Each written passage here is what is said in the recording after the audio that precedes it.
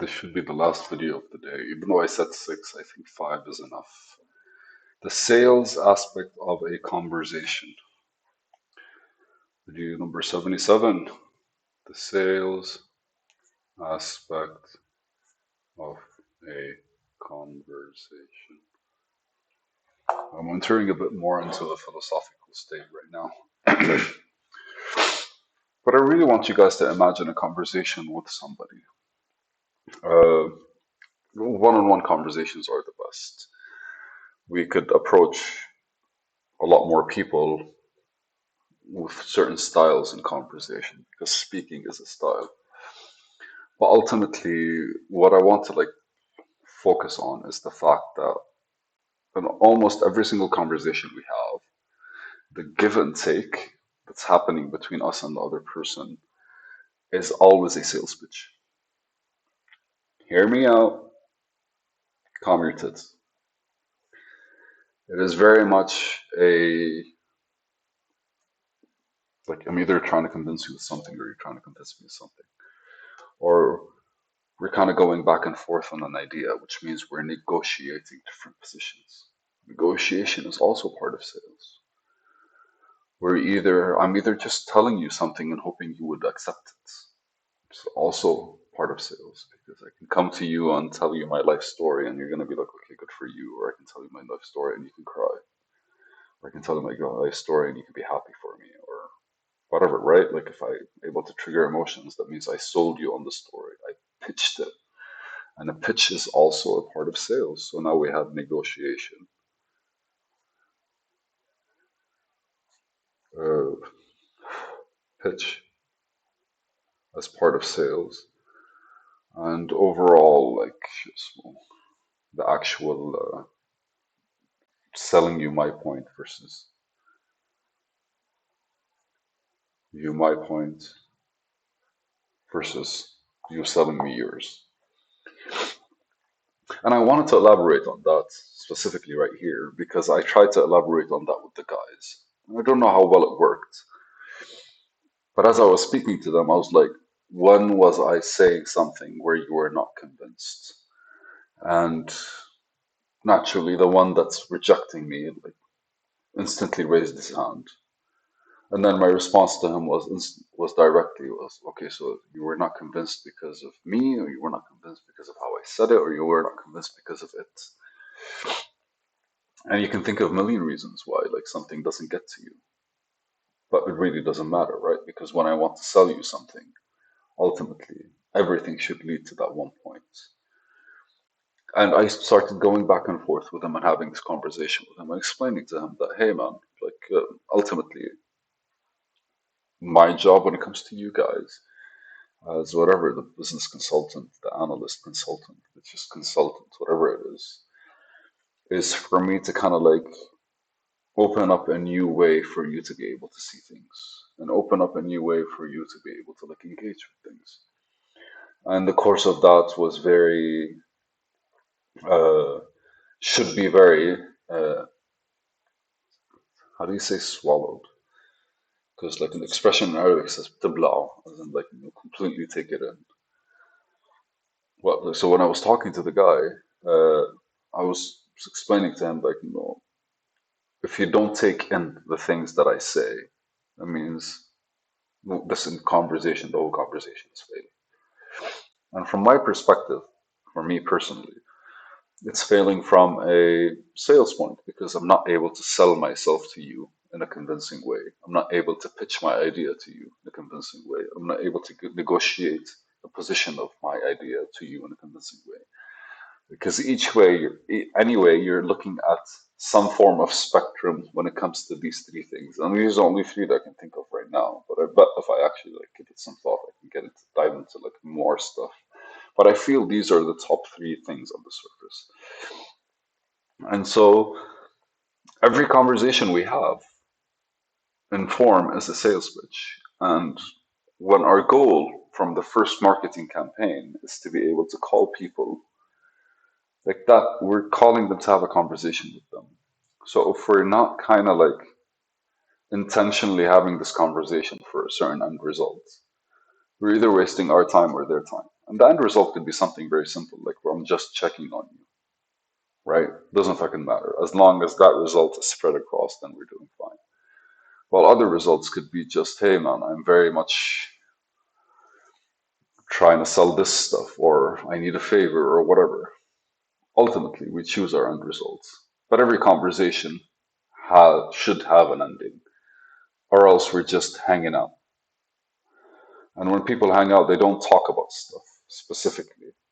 They just randomly share stuff for the sake of just filling the gaps, I guess, or just building bonds, or just engaging on different levels.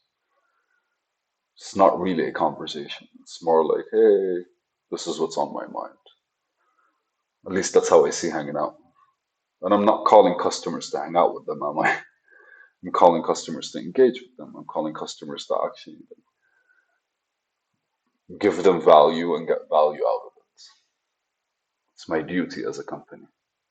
That's my goal as a company. And so, well, I don't know how much more I can elaborate on this. But again, like I still, any way I think about it,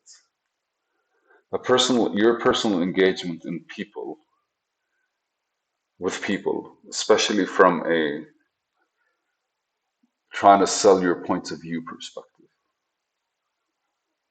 what would be the KPI metrics, the key points that we use as metrics that we would actually be able to like reflect on?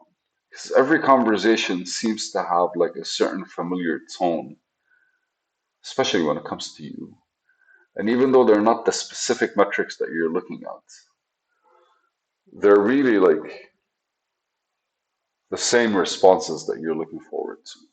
Like if I say something and your response is, or your response is, huh, or your response is yes, or your response is that's right, or your response is, uh-huh.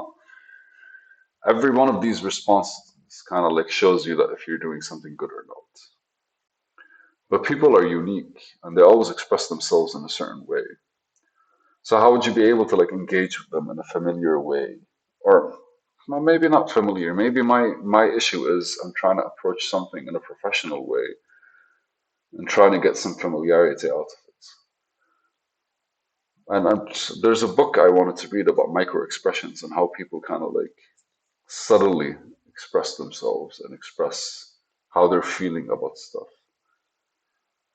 Then I have to be stronger as a conversationalist in order to be able to like put things into perspective in a different way, and in order to be able to kind of like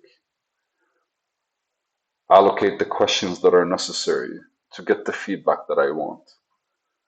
But then again, if I do that, then I have to deal with the risk of actually leading the people I'm having a conversation with to certain points, which is not really what I would want to do. But all it takes is more questions. But somebody has to be willing to answer these questions. Somebody has to be willing to sit in front of you and be like, okay, I want to keep answering. And it all goes back to how you allow them to kind of express themselves, or you how create an environment where they're able to like open up and express themselves. And by environment, it's just like a certain bit of trust, a certain bit of like respect, a certain bit of like thought, empathy, because you have to kind of like point at these people and be like, hey guys, you have to kind of like show them that you're not really taking advantage of something, or show them that you're not really the kind of guy that is an asshole, or the kind of guy that would benefit from their vulnerability. And even though they're not really being vulnerable, but then any person sharing information is going to feel a way exposed. And I'm willingly doing these videos, and I'm willingly like spending time on them and like thinking about them and writing stuff to actually make videos about. And every single video I make makes me feel a bit more vulnerable. So that's me being rude towards my own personal self and still feeling some vulnerability about it. So imagine people that don't really have that awareness. Uh, that'll be a good train of thought to consider. Like, how would you actually how would you actually be interacting with people that are like not necessarily keen on giving you what you want or engaging with you in what you want? Because that's the negotiation behind the actual conversation. And then the sales pitch is to be able to know the time when I would actually be telling you what I want. And the last thing is the points that I'm using as a selling point in order to like drive through what I want. Huh. I like the way I kind of applied them. I'm definitely going to rewatch this video and I'm definitely going to take better notes about what are the things that I was thinking about because it felt like it was a loop or like it was more of a tree where I gave myself different options in different situations, but they kind of seem that they're all connected together. I'm definitely going to watch this video. Other than that, thank you very much, guys. I have been struggling at home because there's no electricity and a whole lot of drama, but hopefully, and bad light, but hopefully with this, I'll be able to like support you guys for the next 5 days at the very least with like videos and content, or at the very least until I am able to like find a better spot to start taking recording. Peace.